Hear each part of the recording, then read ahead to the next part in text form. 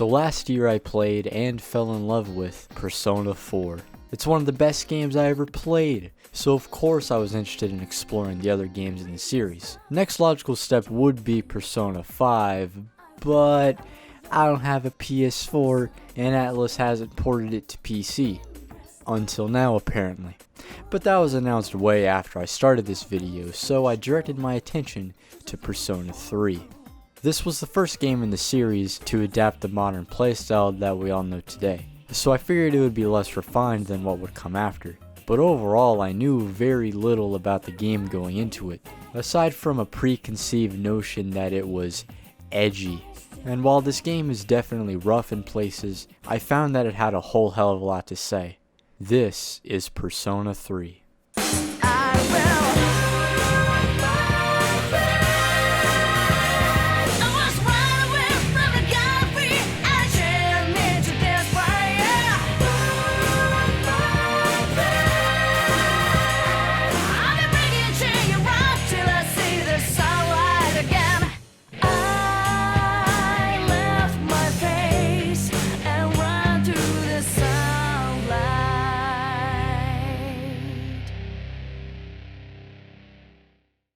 The game opens with this very cold, tense, and dramatic animated sequence. We see our protagonist traveling to this new city, set against these hard cuts to a girl panicking in a bathroom as she tries shooting herself in the head.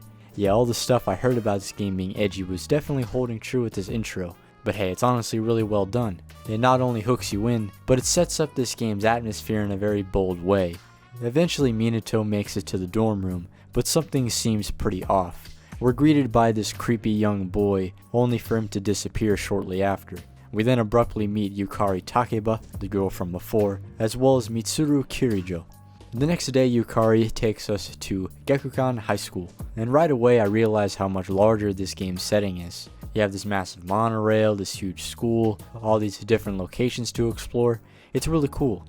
This game has a lot of big ideas, and this larger setting is a great fit for that. Plus, it's just fun walking around these larger, more urbanized locales, especially coming off Persona 4's small town setting. On this first day of school you meet Junpei Iori.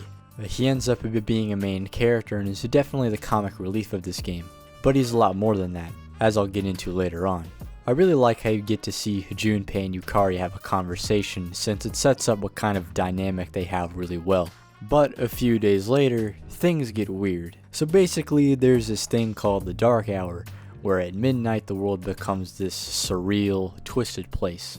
Now only certain people can experience the Dark Hour, and the protagonist is one of them. Yukari warns you of a monster attacking the dorm, and upon confronting it, Minato awakens his own persona.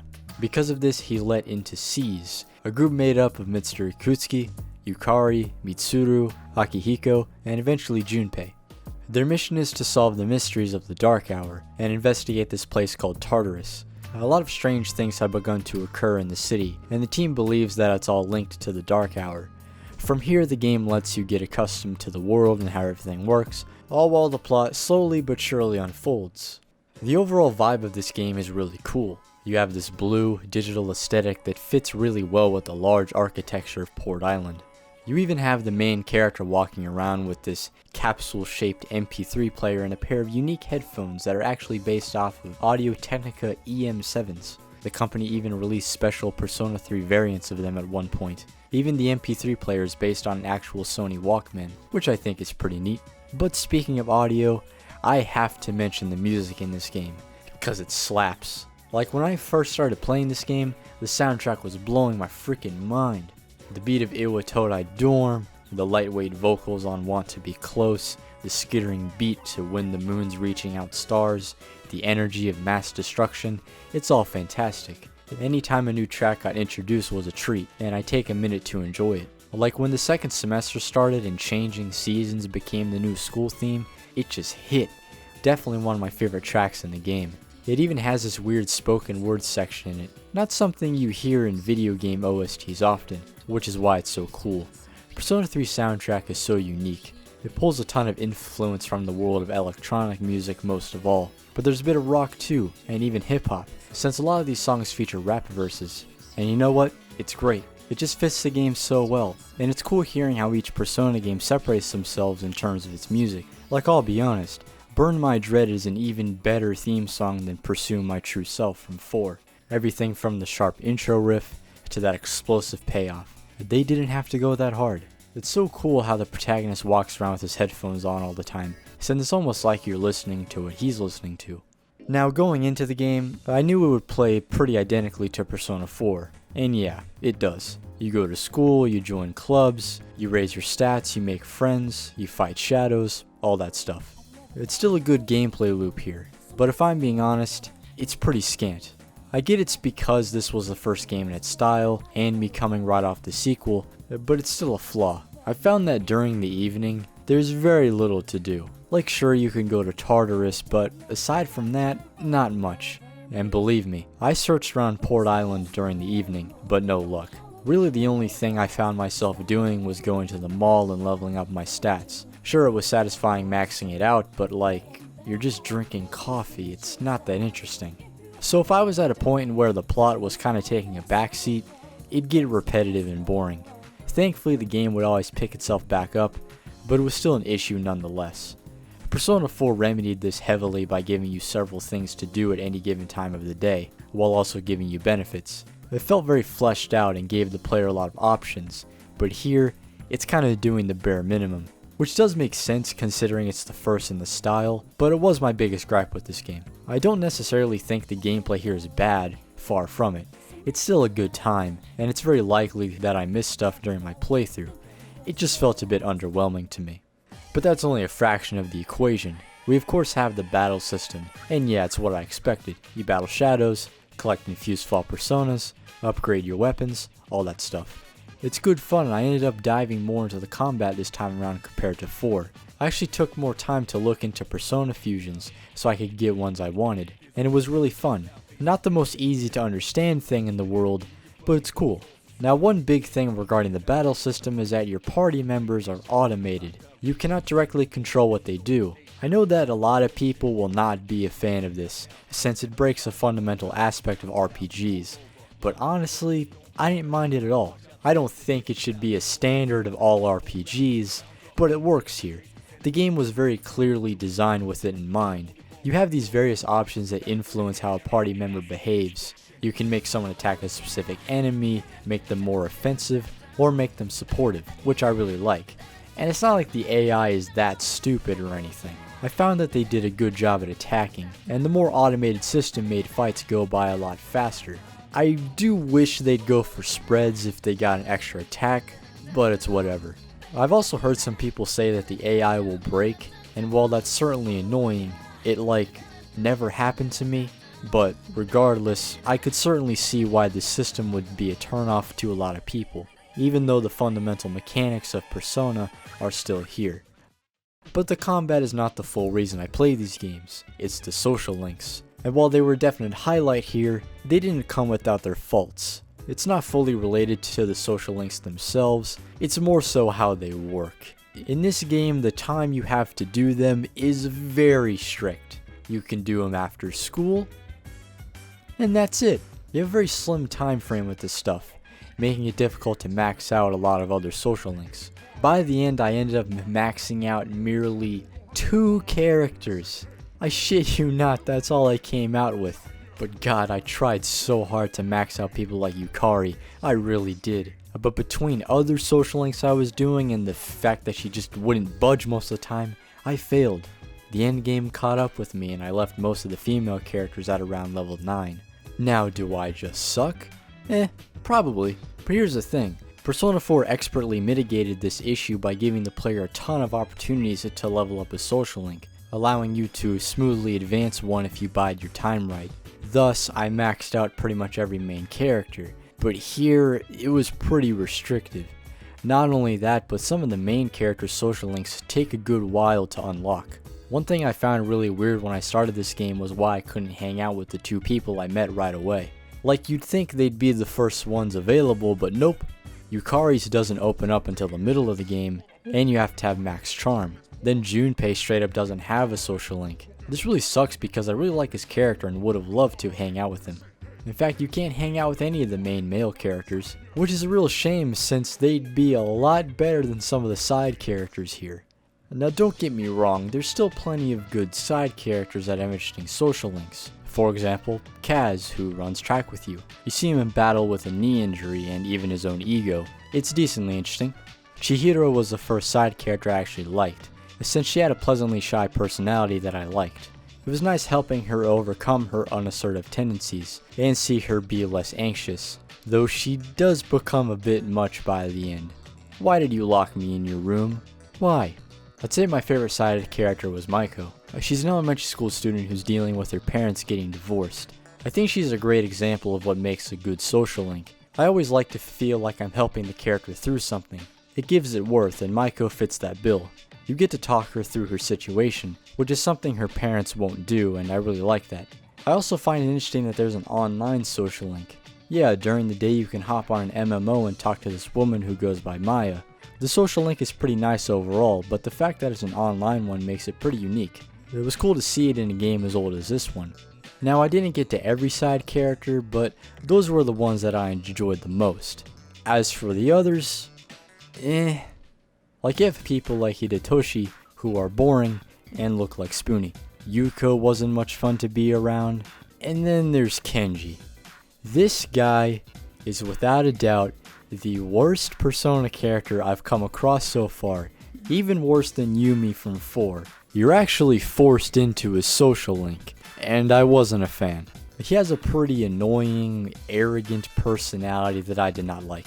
But it actually got worse, because at one point he tells you that he has the hots from one of the teachers. And it's not like a, oh, I think she's pretty kind of thing. No, he makes it clear he wants to bone her. Now, I already hate this a lot. But to make it even more horrible, he asks her out, and she agrees. Why? Why is it like this? But he actually acknowledges the fact that it's wrong, but does it anyway. I don't like this. Like, it's such a weird plot point that made me really hate his character. He just would not shut up about how much he wanted to bang his teacher. So I stopped hanging out with him. Simple as that. Oh, and that online friend I mentioned? She thinks one of her students is hot. Why are there 2 of them? But anyways, I'd say the side characters are overall fine. They do the job, and while there are plenty I missed, I just really think they could have been better. Sure, Kaz and Maya are good, but are they amazing? Not really. Especially knowing how much better the side characters would be in the sequel. But luckily, Persona 3's main cast is very strong. Even though the male characters don't have social links, I still like them a lot. Junpei is definitely my favorite of them. He's really easy to like and he makes for solid comic relief. I also liked Akihiko's cool, mysterious demeanor, and Ken was a really interesting addition to the team. He's this really young kid who's pretty troubled. It's both sad and interesting to see him deal with his troubles, but he was still pretty likable and not completely doom and gloom. Oh, and there's also a dog. He holds a knife in his mouth. You can take him for walks. Need I say more? Game's a 10 out of 10 for this alone. Now as for the female characters, they're pretty interesting. Although I thought it was odd how it takes a while to start their social links. Like you have to max out each social stat in order for them to activate, meaning they start much later in the game. This was definitely strange to me, but each link is written in that context, so it makes sense. First off, we have Yukari. She's one of the earlier characters we meet, and I like her a lot. She doesn't have the boldest personality in the world, but I find that there's several sides to her character.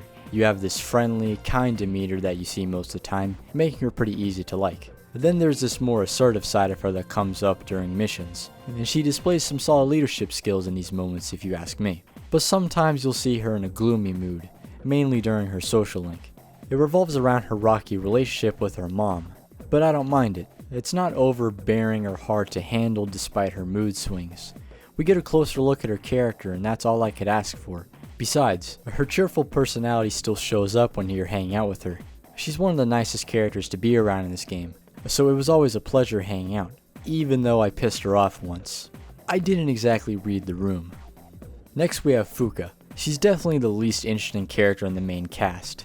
She's not bad, just a bit bland in some aspects. Fuka is introduced in a pretty cool way. with the team catching wind of some strange rumors at school, leading to them having to rescue her inside of Tartarus. It's cool stuff, and she ends up taking Mitsuru's place as the team's supporter. Fuka is very shy and soft-spoken, which isn't a bad thing, but combined with her dry personality, it doesn't make her very interesting. Her social link wasn't one I was able to get very far in, unfortunately, since at one point she just disappeared. Not sure if this was a result of the social link breaking, but I couldn't find her anywhere. I probably just missed something, but whatever. Her social link is honestly pretty standard, but I was enjoying it a fair bit.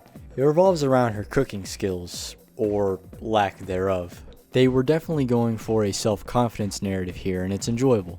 I do think there's a decent amount of charm to her character despite the things I've said. She's a great addition to the team, and she grows much stronger by the end. Fuka definitely makes me think of Yukiko from Persona 4. Less oblivious, sure, but still very similar, even down to the fact that neither of them can cook. In fact, I could see a ton of character parallels between the two games. The developers clearly took a lot of the archetypes built in Persona 3 and fleshed them out in the sequel. Junpei's dumb, perverted, and comedic nature clearly bled into Yosuke. Yukari's cheerful demeanor likely laid the groundwork for Chie, and Mitsuru's stern, sophisticated personality is a dead ringer for Naoto, even down to these two facial expressions. But speaking of Mitsuru, I think she's great. However, she's not perfect. In the beginning of the game, she comes off as very standoffish. Her stern tone, high intelligence, and status in C's don't make her the most approachable. In fact, you need max intelligence to even start her social link because she's just pretentious. Mitsuru isn't someone that sounds very appealing on paper, but as the game went on, I really began to like her. At one point we find out that she had kept secrets from the team, but after she realizes her mistake, she becomes a bit more honest. This causes people like Yukari to warm up to her more, and I think I felt the same way. Her serious personality stays there, but she comes off as friendly and gels with the team perfectly. Mitsuru's social link is pretty interesting as well. It opens up later in the game and we get a pretty good look into who she really is. We see that she's pretty indifferent towards her strict, privileged upbringing. She's not used to a lot of the things normal people do, but you get the sense that she wishes she was. She's always very awkward when going to places like fast food restaurants and movie theaters. It's equal parts funny and kinda sad. We also learn about her family's customs, including forced marriage. How lovely. She doesn't want to be with this guy to begin with, but through the social link she begins to like you. It's interesting seeing this love-struck side of her. Things like this make her feel fleshed out. She even rejects the man she's forced to marry just to be with you. So yeah, I guess I should get into the romance aspect of this game. It was one of my favorite aspects of Persona 4, but I'm not really a fan of how it works here. It doesn't ruin the game by any means, but it's not an ideal system. So once you reach a certain point in a girl's social link, she automatically likes you when you're dating. The game sort of telegraphs this, but you're still locked into it. If you're doing a social links for all the girls, you end up with a harem, which I don't like. You just end up in a loop where other girls get mad, then you take a day to resolve that. This creates a lack of connection, I feel. If I can't have control over who I date, then what's the point? Plus, it's just weird. I wouldn't date 4 girls at once. Not that I could in the first place. Hell, I'd start shitting out money before that happened. I'm getting laid. But putting the weird dating mechanics aside, who did I like best? Well, we have quite the selection of anime girls here. But they're all 16 to 17 years old, so there's no funny bit where I drool over one of them. That's pedophilia, and I don't do that. So instead, think of this as me shipping the main character. Yeah. For me, it was kind of a toss-up between Yukari and Mitsuru as for who my favorite was. But overall, I'd give the slight edge to Yukari since her personality is a lot friendlier. Like I said earlier in the video, I just really enjoyed hanging out with her. She's just nice all around, and moments like the one on the beach made her stand out to me. So yeah, if I had the option of choosing a girlfriend in this game, it would be her. But hey, at least I got to spend Christmas with her. Although, Mitsuru is 18 in this game. Yeah, I think she's hot. I really can't deny it. At the end of the day, I prefer Yukari's personality, but Mitsuru is a close second. Both of them are great characters. So yeah, Persona 3's main cast is excellent. They gel really well together, and while there are fun moments of them hanging out or getting into shenanigans, it's honestly not too often. Instead, this game takes a much darker approach with its themes and character arcs. We get a good look of how these characters react and deal with what's going on around them, and it's all pretty heavy stuff. Persona 3 is definitely very dark, but it's far from edgy. Like, sure, shooting yourself in the head to awaken your persona is a bit silly, but this game approaches its themes in a very excellent and impactful way. A lot of this stuff unfolds around the midpoint in the game. Here the story approaches a bit of a false climax. The team thinks they'll be destroying the Dark Hour once and for all, but this leads them to question their reason for fighting. This hits Junpei the hardest, and we get to see one of the best character arcs this game has to offer. During the first half of this game, he's a huge jokester. He doesn't do the best in school, he doesn't have many talents, but he sees fighting shadows as a fun game. It's something he's good at, and to him, it gives him worth. But as the mission of destroying Tartarus begins to approach its end, things sink in. He wonders what he'll do after it's all over, and he worries that he has little purpose in life. That is until he meets a girl named Chidori. Seeing Junpei pursue a character that the player knows is evil is definitely a bit awkward. I can't say I was a fan of their relationship, or even cared much for Chidori herself, but what she does for Junpei's character is stellar. For some reason he finds himself attracted to this strange girl, and decides to throw himself at her. He even spills the beans on what personas and the Dark Hour is. This part is definitely facepalm worthy since she's part of a group that wants to stop what they're doing. Junpei faces the consequences, but he still continues to visit Chidori while she's in the hospital. At this point I still thought his fixation on her was weird, but he really does care about her well-being. He's shocked to hear that she doesn't care about dying, and tries to stop her from harming herself all the time. Chidori was often pretty dismissive of him, but while at the hospital, they became close in a very strange way. She does care about Junpei deep down, going so far as to take her own life to save his own. Yeah, he doesn't take this loss very well at first, but he eventually comes to terms with it, and vows to fight for her memory. Even though Chidori is gone, his newfound purpose in life doesn't go away. It's such a fantastic character arc, and really makes up for the lack of a social link. We see him go from this goofy guy that flirted with girls all the time to someone much more determined and mature. It's incredible, really. The other characters go through these kind of arcs as well. Each one of them has something they struggle through, and they're all pretty existential.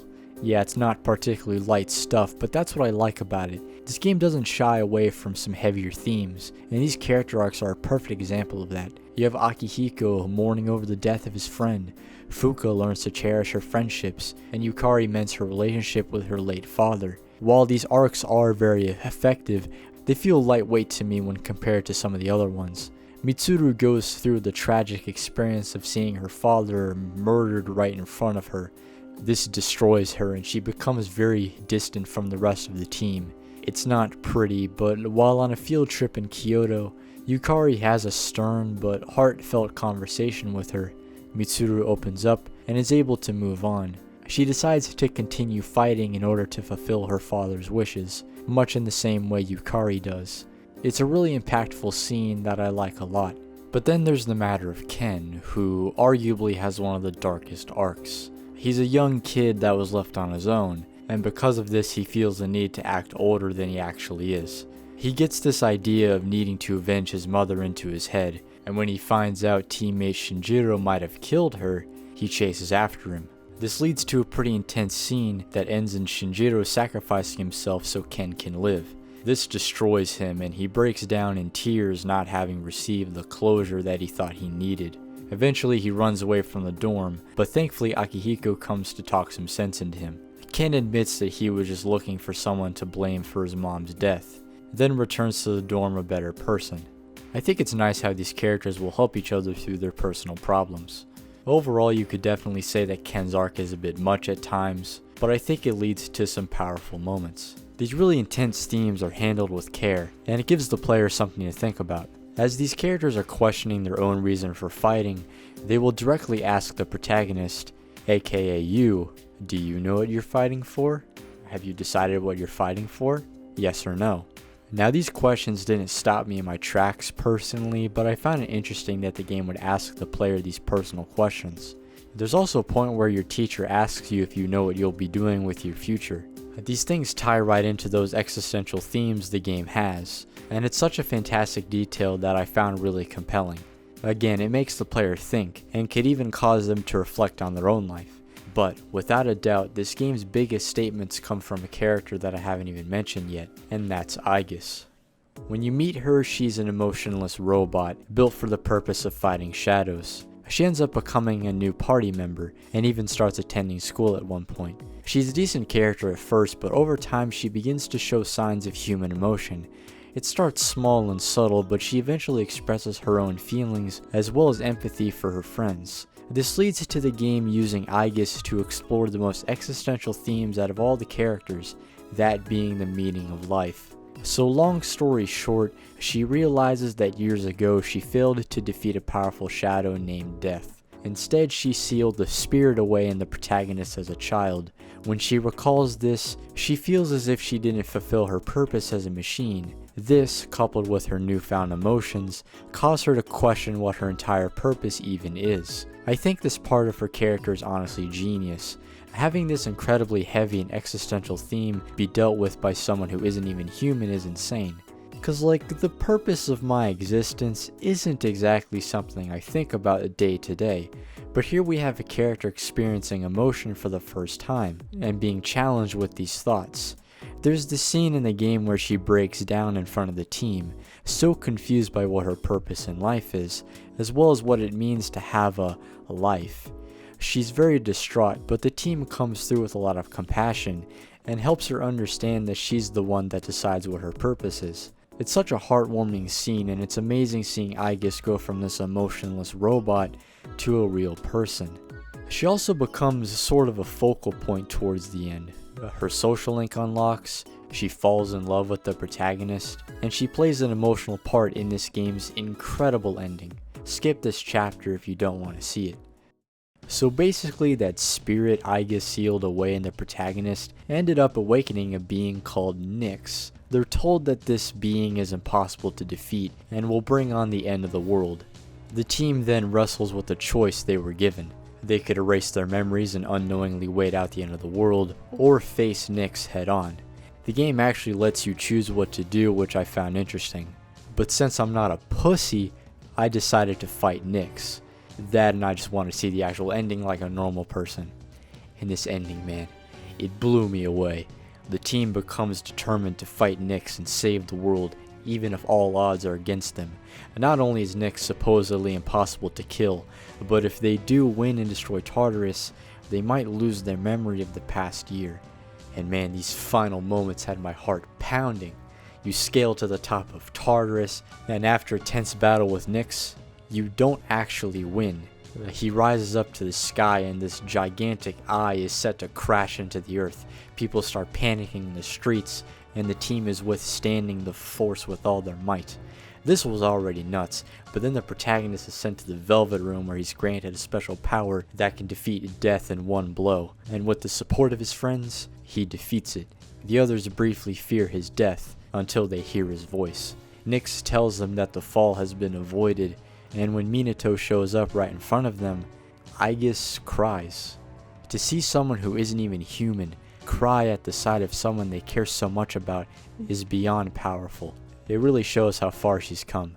But sadly, everyone ends up losing their memory of what happened. It was very disappointing to see. The characters act how they did in the beginning, since they no longer experience that personal growth. But Junpei and Yukari notice that something feels off, and while Mitsuru is delivering a speech, she suddenly remembers. We then get a cheesy anime sequence where everyone regains their memories and rushes to see the protagonist. Meanwhile, he and Aegis share this sentimental moment on the rooftop. It's pretty saccharine, but it wraps up this game so well. Aegis finally realizes what it means to live, and shares some beautiful sentiments that I saw a lot of genuine value in. Afterwards, Minato peacefully falls asleep, and the game ends. Well, did he die? But aside from that bit of confusion, This ending just made me think, what an incredible game. It's an insane note to end off on, and it had me on the edge of my seat. It's one of those endings that really made me reflect on what I just played with a lot of fondness, and it really cemented my love for this game. But that's not all. Persona 3 FES includes an epilogue called The Answer. It's an entirely new game starring Aigus since, yes, the protagonist did die at the end. In one breath, I don't mind that, but in another, it's really depressing. The team was so happy to go and see their friend, but they're met with his corpse. Not fun, but I digress. The answer revolves around the team being stuck in a time loop while venturing through a dungeon called the Abyss of Time. We get to see how the characters are feeling after the events of the main game, but this mode didn't grip me. It's very combat focused and I just wasn't feeling it too much. Yeah, I didn't get too far in this one, so I don't have an opinion on it really, but I wanted to mention it since it's neat. But despite my disinterest in the gameplay, I did watch the cutscenes that go into the characters' pasts. Some flashbacks are in the recent past, and some are from several years ago. We see Ken right after his mom passed, Junpei at a low point in his life, Akihiko meeting Mitsuru, etc. It's really neat to see this stuff. They definitely give some interesting insight into these characters. But I can't say watching these cutscenes had me itching to return to the game. Again, the gameplay wasn't interesting to me, and it seems like a lot of other people feel that way. Many claim that the answer is pretty frustrating and tedious, so I don't feel too bad about skipping out on it. But before I wrap up my thoughts, I want to talk about Persona 3 Portable. This version was released in 2010 for the PSP, and it's super cool. And now, do I think this version is definitive? Not at all. While there are plenty of quality of life improvements, the more neutered presentation makes it a lot less impressive in my opinion. For one, you can't explore the overworlds like you can in the console version. Instead, you move a cursor over a 2D image. Kinda lame. But to be fair, it's pretty fast and efficient, so it works well for portability. The cutscenes now play out more like a standard visual novel. You have the character portraits front and center, while everything happens more so in the background. This is definitely neat, but it's a step down from actually seeing the character models act out scenes in the console version. Portable is a perfectly fine way to experience this game, but it's not the best way in my opinion. However, I think it makes a good companion to the console version since there's a ton of cool stuff added, mainly the FemC mode. Yes, in this version you can pick between a male and female protagonist. The game's story stays the exact same, but some dialogue is subtly tweaked from time to time, which was pretty neat. But the selling point of this mode is that there's a ton of brand new social links. This mode gives you the chance to hang out with the male characters, which I really like. That was something I really wish was in the original, and Portable fixes that. And not only that, but you can actually choose who you date, meaning that I don't have to feel gay. Sadly, you're still forced into romance when playing as the male protagonist, which blows. But hey, finally being able to hang out with people like Junpei was really nice, and I'm glad it's here. There's also a handful of brand new characters to hang out with in this mode, which was just icing on the cake. Rio is the school's tennis coach, but the team doesn't particularly like her and never shows up to practice. This hurts her feelings, of course, and it's interesting seeing her deal with these personal issues. I was always eager to see what would happen next in the social link, which is always a compliment. There's even a point where she opens up about how she's conflicted on romance, but she eventually realizes that she does in fact have a crush on someone. That someone being Kenji. Alright, never mind, she sucks. There's also Saori, who was interesting. She's an older girl with a more proper personality. Thus, she's treated in a very formal way by everyone, which isn't something she likes. Now, Saori is definitely kind and nice to be around, but it's quickly shown that she's a complete doormat. People just walk up, ask her for something, and she always obliges in a somewhat oblivious way. This alone is pretty cringe, but then I got to this one moment where she said, and I quote, "I don't need someone. I just want to be needed by someone else." This line of dialogue struck me as very weird. She's constantly taken advantage of and does nothing about it. On paper, this seems like an annoying character trait, but it actually kept me more interested to see where the social link would go. So because of that, I liked her a good amount. So not only can you hang out with the male characters, meet brand new ones, but you can still start social links with the girls as FemC. Some of them are even modified, making them feel familiar but fresh. Fuka is a perfect example. In the original, you would always visit her on the rooftop and try her food. but in Portable she starts a cooking club, and the both of you make food together. It has the same story beats and themes, just in a new context, and I really like that. Oh, and did I mention that there's a social link for the dog? Well, there is, and I love it. I feel like this more expanded roster of social links really fleshes things out, and it's a great quality that Portable has going for it. In fact, I'd say the general gameplay is improved in Portable.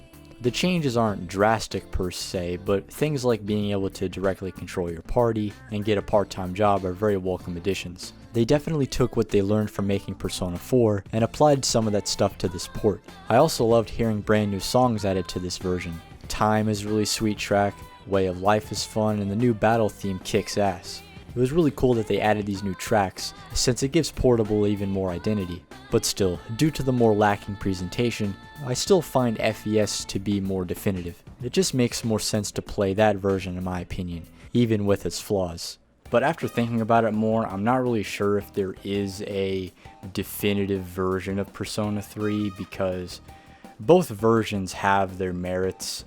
And I think which one you prefer just kind of comes down to preference. Like if you want the bigger and better presentation, play the console versions, but if you don't need that and just want a better gameplay experience, then yeah, definitely play Portable. Like I could definitely see why a lot of people would maybe say that Portable is the best version because it has so many gameplay improvements, but in terms of the definitive experience, for Persona 3, I would say that FES is more definitive in that way, but hey, again, I think it's more so down to preference, so yeah, if you prefer Portable, then I totally get that.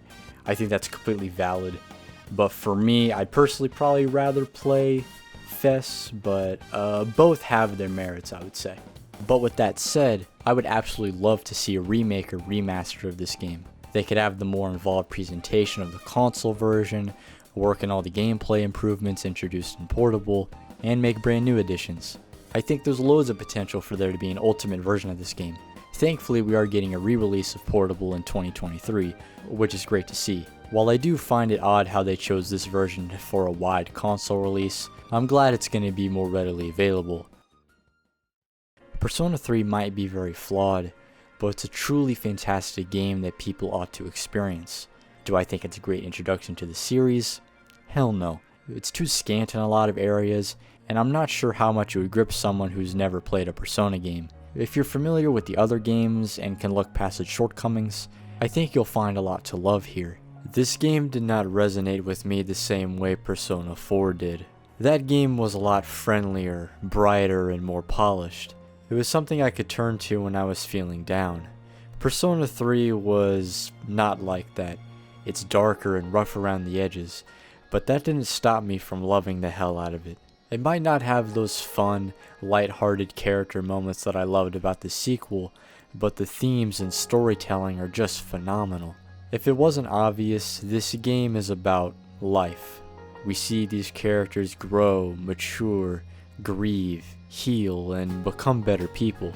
Whether that's Junpei finding self-worth, Mitsuru fighting for her father's memory, or maybe it's you and whatever you're going through. When I said that Aigis' sentiments at the end of the game were powerful, I meant that. You don't have to make some astonishing accomplishment to find worth in life.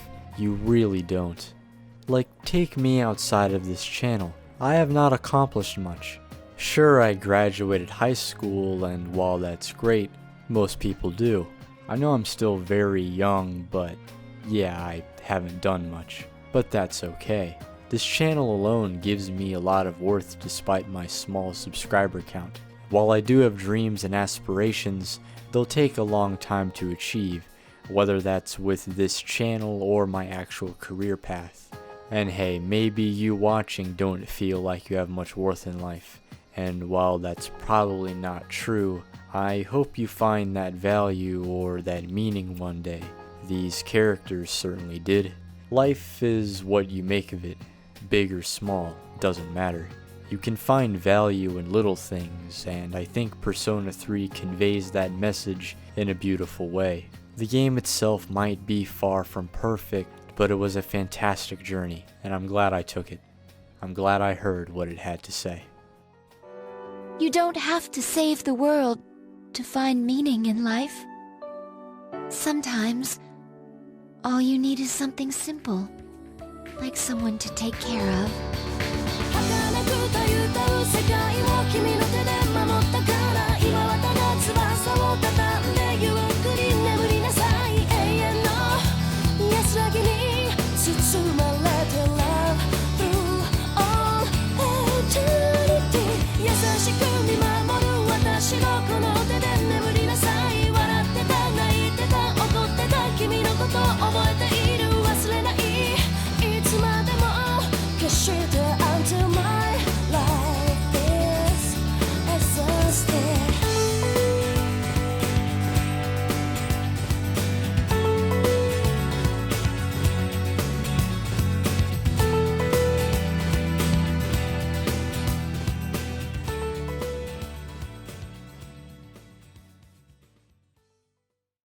7月13日午前0時影時間始まる。